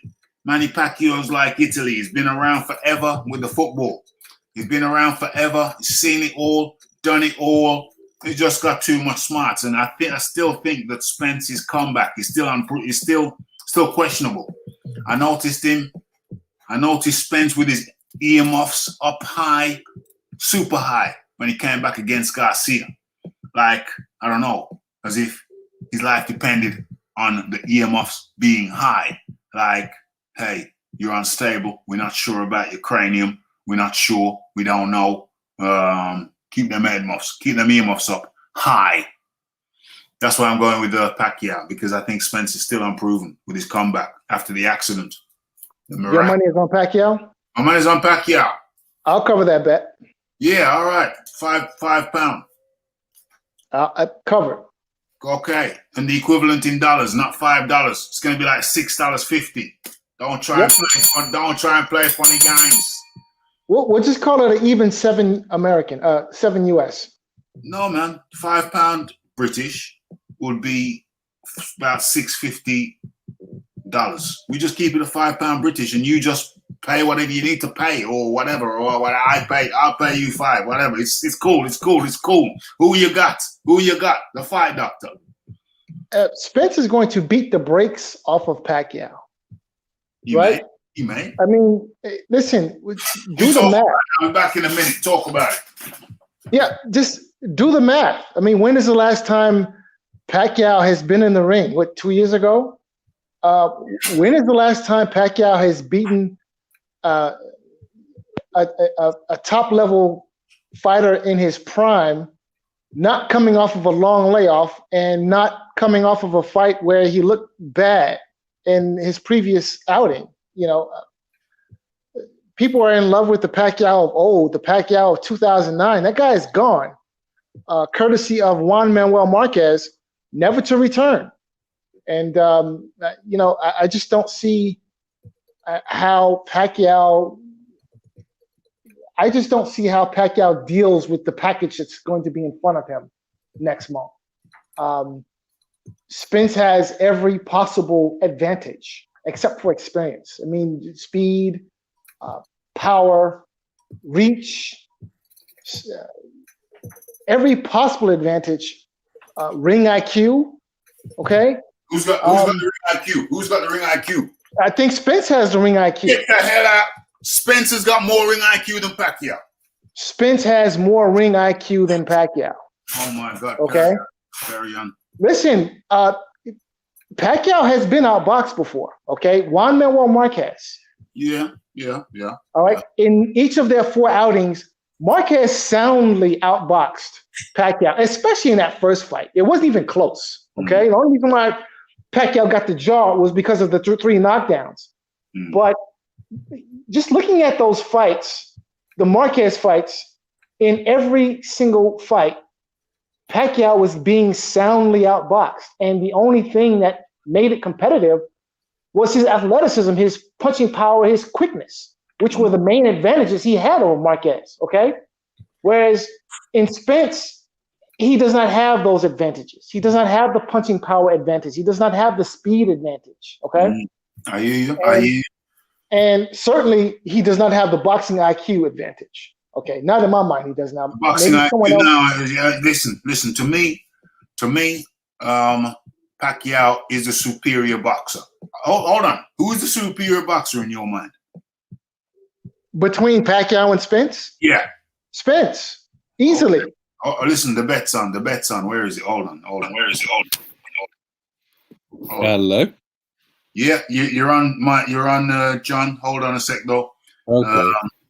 Okay, so listen, it's £5. My £5 equals your $6.94. That's the equivalent. Okay, my friend. We have a bet. Right. We have a bet. I'd like to address the point that Points Fight Doctors made. Okay. So whilst I agree with pretty much your assessment of Manny Pacquiao, that he has not looked remotely the same since Marquez cleaned his clock, and he has been out of the ring for 2 years. He did, in his last fight, defeat a much younger world champion who was coming off injury. So those points are all fair. Yeah. However, I don't really agree with any of your points about Spence. This is a man who, unable to knock out Danny Garcia, doesn't have particularly good That's speed. a great point. Hold on. Let's not get away from that. He couldn't knock out Garcia. He was just boxing with him. But anyway, carry on. So this alleged power of Spence's seems to have evaporated as he's gone up the levels in opposition. His speed is not. He's not quick. He's very predictable and one-paced. He doesn't have fantastic ring IQ, speed, or movement. He does have an excellent reach. And his last opponent. Hold on a sec. Let me interrupt. Remember your point. Didn't he go life and death with that little with headbutter with Porter? Oh yeah, he went life and death. He go life and death with headbutter Porter. He went life and death with headbutter Porter. Kell Brook beat Porter. To be fair, a lot of people have looked bad against Porter. Yeah. It's difficult to look good against him. But he certainly struggled. There's no question about that. I'm not sure how Manny would get on with Porter, though. I don't know that he'd look a lot better. Yeah, Porter's rough. But against Danny Garcia, who, I mean, what elite opponent has he ever beat at welterweight? Every time he's fought at welterweight, as soon as it gets a decent opponent, he loses. All of his best wins came at 140. So, and again, this is another guy who Spence was unable to trouble with his power. So I think Spence's speed, ring IQ, and power are being overhyped by the fight doctor. And I actually think it's a difficult fight to predict because on the one hand, we've got an old guy who's been out of the ring for 2 years, who's never really looked the same since Marquez completely cleaned his clock. Mm-hmm. And damaged goods that I feel I've seen slippage in that Danny Garcia fight from a guy who's never been that good in the first place. A guy unable to knock out a blown up lightweight. And again, when the opposition goes up, the punching power disappears.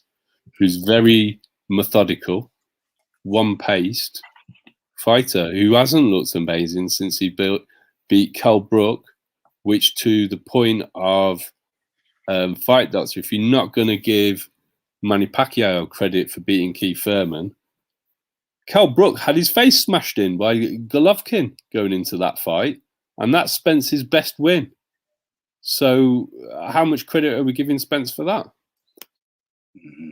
Mm-hmm. Mm-hmm. How much? So I think it's a very difficult fight to call. I think it's pretty close. It's an intriguing fight, but it's certainly not a fight I want to see in the welterweight division. The fight I want to see is Spence versus Crawford. So again, we're not getting the fights we want.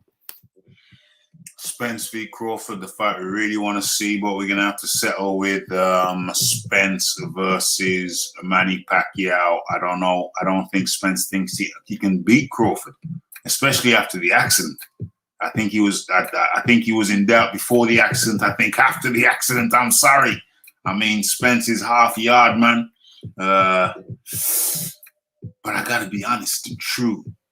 Say what I really feel. Yeah, so we need to call this what it really is. Spence. I just got to say what I feel, and I feel that Manny, I myself often overlook him too often. I just think he's got this one. I think he's the better boxer. I think he's got far greater ring IQ. Spence is damn good. He's very good. Keeps on beating people. But I gotta go with flair. I'm a guy I go with the flair. I often go with the flair guy. If the flair guy is stable, and Manny Pacquiao is stable, and especially, and hey, if they ain't doing testing, then hey, say no more. Well, Raph, I think they might both benefit from that. They might both benefit from that. Yeah, that might cancel itself out. So I wouldn't. That might cancel itself out. Whereas the fight doctor. So were you guys not paying attention in the Horn fight? The Horn fight. Jeff Horn. Were you guys not paying attention? Listen, I watched that fight live and I was laughing my ass off. Horn busted his ass. Horn busted him up. But fight doctor, I'm quite happy with the shortcomings you've outlined of Manny Pacquiao. I agree with you. It's your hyping and gassing up Spence that I'm struggling with. Wait, however I hyped and gassed up Spence, I just outlined the obvious. You told me about his speed, his power, and his ring IQ. Yeah, and I don't believe he has any of those attributes at a particularly high level. What? So compared to Manny Pacquiao, he's faster than Manny Pacquiao. He's going to hit harder than Manny Pacquiao, and he's going to have better ring IQ than Manny Pacquiao. A guy who's been. So can you highlight? Can you explain to me why he was unable to knock out a Mikey Garcia if he hits harder than Manny Pacquiao? Last time Manny Pacquiao fought, he put down a full-blown welterweight. Wait a minute. Hold on a second. Wait, hold on. Now. Well, he did. He did. Did he or did he not? Wait a minute. Wait. I never claimed that Earl Spence was the 147-pound reincarnation of Julian Jackson. That's not the argument I'm making here, right? No. Some fact of the matter is, where punching power is concerned, okay, Spence is a full-fledged welterweight with good power. Manny Pacquiao is not, okay? When's the last time Pacquiao actually knocked somebody out at 147, right? Right. So I mean, when was the last time that happened? To your point, I'm quite happy with the statement that Manny Pacquiao is not a full-fledged welterweight, and he stopped knocking anybody of any weight class out pretty much after Marquez knocked him out. But my question to you is, when was this devastating knockout that Spence had of a full-fledged welterweight? Because when he was coming up, a lot of the guys he was knocking out were blown up 140-pounders. And we saw him struggle with Mikey Garcia. So I would say they're both underpowered. Boom. They nullify each other. Boom, boom, boom. Listen, if your argument is that Errol Spence is not the 147-pound reincarnation of Julian Jackson, sir, I am agreeing with you, right? My argument is it's a close fight because of the reasons that you've outlined about Manny Pacquiao, but the reasons that I've outlined about Spence, I don't think it's a foregone conclusion either way. I think it's close. Yeah, okay, but we're talking about a guy in Manny Pacquiao who dropped the decision. Your final response to that fight, Doctor. Well, in Manny Pacquiao, we're talking about a guy who, when was the Horn fight? 5 years ago? Yeah. 3 years ago? 4 years ago? 5 years ago? Who dropped the decision to Jeff Horn, a guy who, in his subsequent fight, would lose every single round on his way to getting knocked out by Terrence Crawford. So I'm not seeing how Pacquiao has improved since the Horn fight. Hold on a second. We're not doing no more back and forth because I'm bringing this thing home. What I will say is that you have to bear in mind the weather conditions over there. I think it was blistering. It was a little bit like you could liken it to when Barry McGuigan fought. Who did he fight over there in Texas? Some Texas guy. I can't remember, but the conditions did him in. Yeah, it was some Texas guy over there in Texas, and oh my goodness, it was so hot over there. Poor little Barry McGuigan. He was melting. By the 7th round, he'd melted. Felt sorry for the guy because he couldn't do anything about the weather. He was basically fighting in an open air oven. And I think that's the one, Steve Cruz. I remember I watched that fight as a kid. I watched that live, and he basically was fighting in an open air oven, and the conditions did him in. And I think that's a little bit similar. To what happened to Manny Pacquiao over there in Australia. I'm not doing any back and forth on this because I got to bring this baby home. It's 11:21 over here in the UK. James Jameson comes in. What is this here? James Jameson comes in. Is Conor McGregor's line dancing career over? Okay, and we're going to finish with that. And the answer is quite simply yes. Barry McGuigan made, well, let's say it was 100 million. It's probably close to 50 because the UFC actually took half of his shiznicks, of his shizzle, believe it or not. So it's probably close to 50 million, but he's done some deals with the proper 12, and I think he's going to need a proper 12 months off for this one.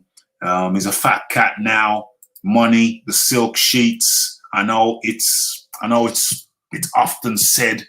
What do they call that term? What do they call that term? What do they call that term when something's often said? It is forgotten. I know it's often said, but it's still true. It's a cliche. I know it's a cliche to say the silk sheets, the money. You get the silk sheets, and it's hard to run when you have to get up out of silk sheets. And that's what's happened to Conor McGregor. He was hungry and he was on it, but then he got the big bag, and that's the real test. That's the real test of a champion.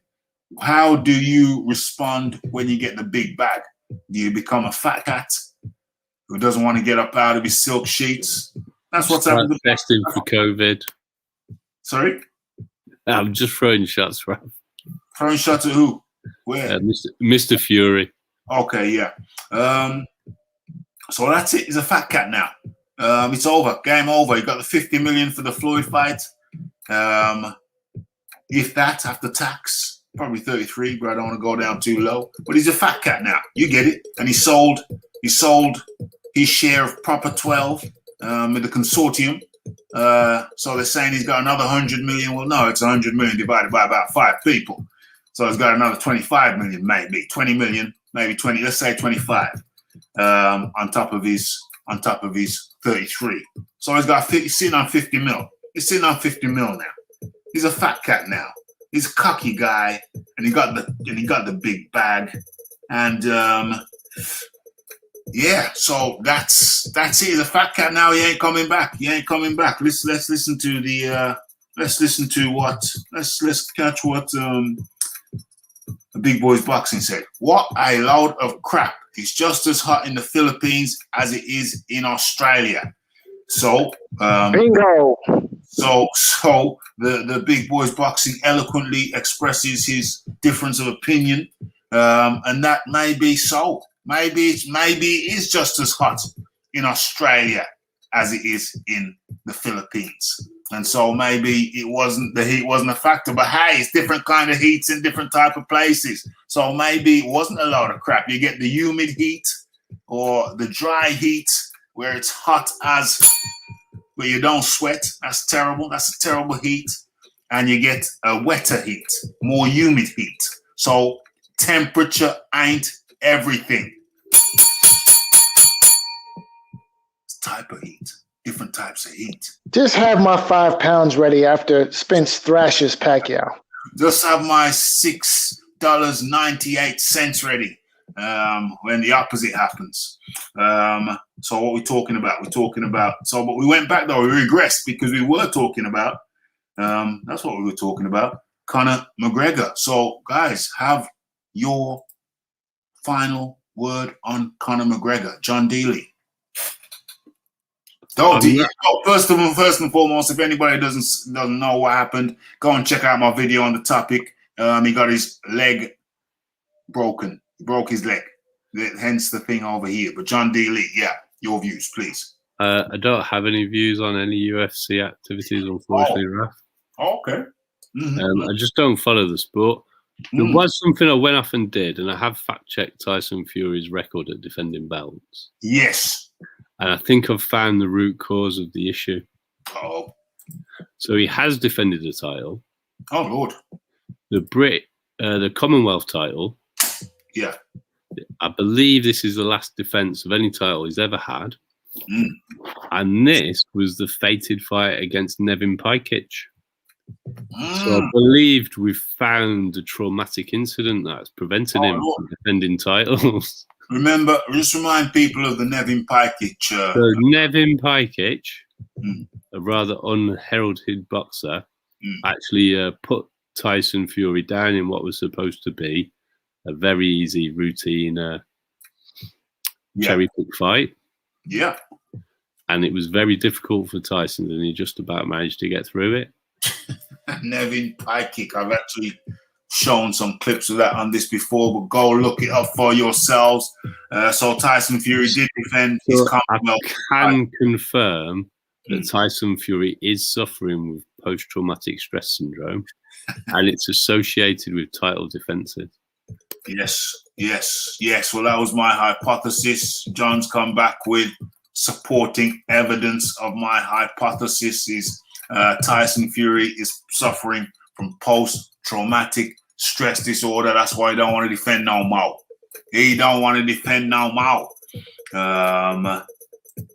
So the Fight Doctor, your views on Conor McGregor as we bring this thing home. I don't think Conor McGregor is done yet. I think Conor McGregor reinvents himself and becomes the best one-legged line dancer in line dancing history. That's what I think. Say that again. You sounded good.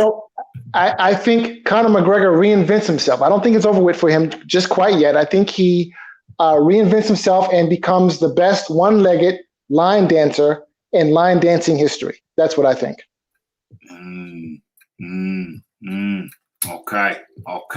Okay. And it's a dry heat. It's a dry heat in Australia, which is easier to deal with than the humid heat of the Philippines. Well, that's speculation, isn't it? That's speculation. The dry heat, like I just told you, actually, before you wrote this, I said the dry heat is harder to me. The dry heat is harder to deal with. You say it's easier to deal with. I say it's harder to deal with. I said that before you wrote that. So surely it's down to what you're used to. It's down to what you're used to, isn't it? So Pacquiao. I mean, I would expect Jamaica to be a humid heat, Raphie. Yeah. It's nicer. It's kinder. Whereas if you're used to the Australian weather, you might find Jamaican weather harder. There you go. So it's what you're used to. So it's not a question of, oh, this one's better, that one's easier, this one's easier to deal with, or that one. It's the individual. I find the dry heat harder to deal with. It's terrible, horrible. Yeah, this is all nonsense. Okay. I'm sorry, but this is all nonsense. The weather had nothing to do with it, right? What did we see? So Jeff Horn in his very next fight, he gets beaten pillar to post by Terence Crawford, right? Well, maybe Terence Crawford is just the best welterweight in the division. Well, so then here's my question. Who says that that's what Spence would do to him? So here's my question. Would anyone pick Jeff Horn, the same Jeff Horn who was battered pillar to post by Terence Crawford, would anyone pick that guy to beat the Errol Spence of 2021? Where's the bout going to take place, Fight Doctor? The fight could happen in Jeff Horn's backyard, literally. Okay. All right. And would you pick Jeff Horn to beat Errol Spence? So that's the dry heat. That's the dry heat. But no, I don't think it's the heat. I think it's the home turf advantage. So I don't think that Spence could knock out Jeff Horn under any circumstances. So I think there's every chance that Spence would get robbed on the cards. I think, okay, I'm going to come in here as we close this thing down. I fancy Spence over Horn. The way Horn is reckless with his head, well, that's one of his techniques. When you nullify that, you can... the first word is unrepeatable, and the second and third word is him up. Okay, and we're leaving it exactly there.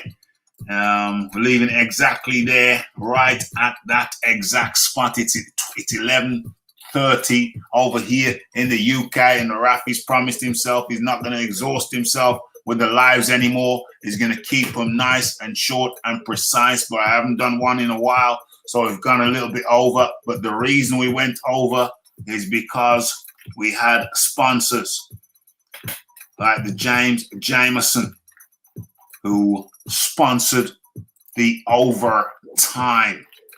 Okay, so, and of course, the Glacier done. Yeah, that's how we're doing it. We're giving it to you nice and precise. I think we've done a good one. I think I'm very happy with it. There's not going to be as many lives as there was before because the algorithms told me. Says Raphie, do less lives and more videos to cater for all of the tastes of your subscribers. And of course, you know, it takes time. It takes time out of people's days. It took time out of Iron Kong's day. It took time out of John Dealey's day. It took time out of the Fight Doctor's day. And of course, my day to share our time with you. So I think it's perfectly appropriate that you make the bell ring like the Glacier Don did, like the James Dealey did. What am I saying? What am I saying here? Boom. 2 times. Your final words, gentlemen. The Fight Doctor, your final words. Thank you very much for coming and spending your time, sharing your time with us over here at the Raphael Dawkins Combat Radio. And if you could just give me your final words, that would be much appreciated. Thank you for having me. It's good to be back. Had missed being on this forum. This is a good place to be. Lots of comedy, lots of back and forth, lots of good debate, and lots of losing of bets. Hey. Well, we're all honorable people. One question I do have. The bet between yourself and Raphie regarding Fury and Wilder, wasn't that bet that Fury was going to fight Wilder in his next fight? That's correct.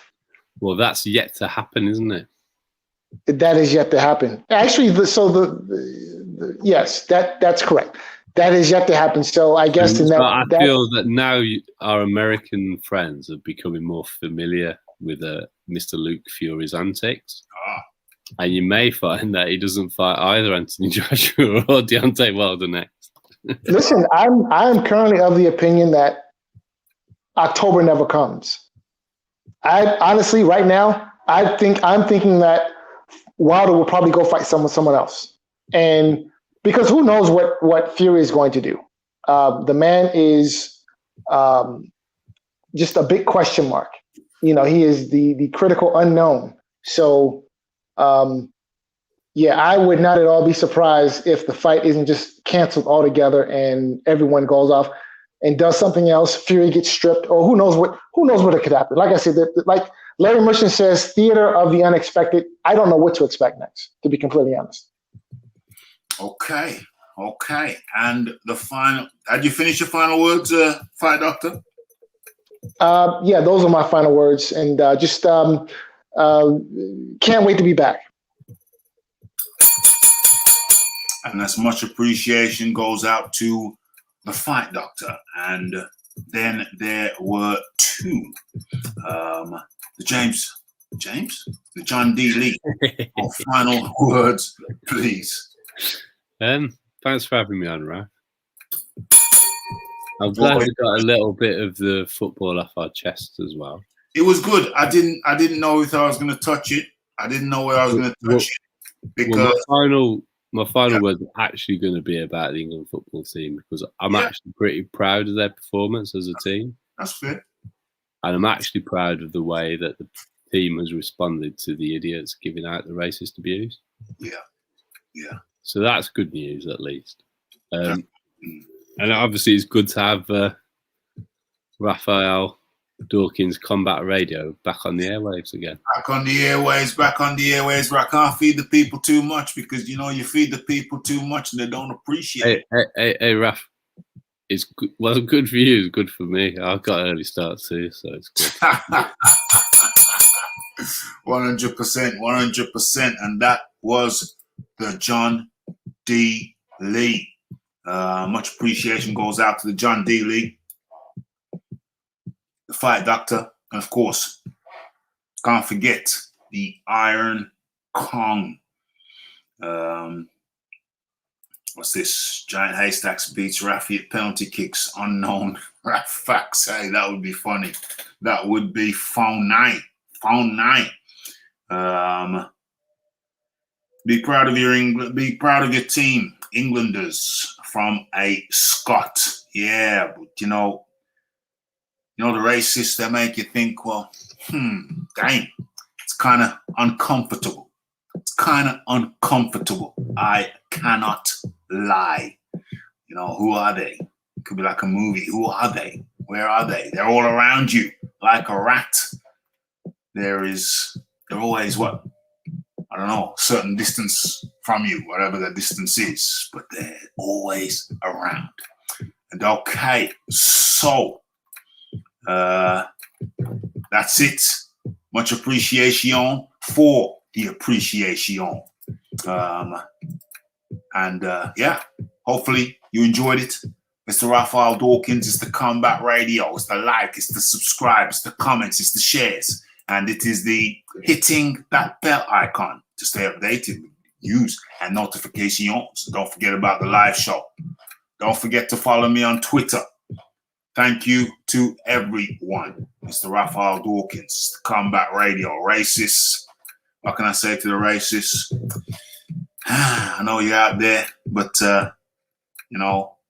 people like you to make the Raphie wanna get on a jet plane and get the hell on up out of here. But then there's other people that make it a nice place. So let's focus on the nice people.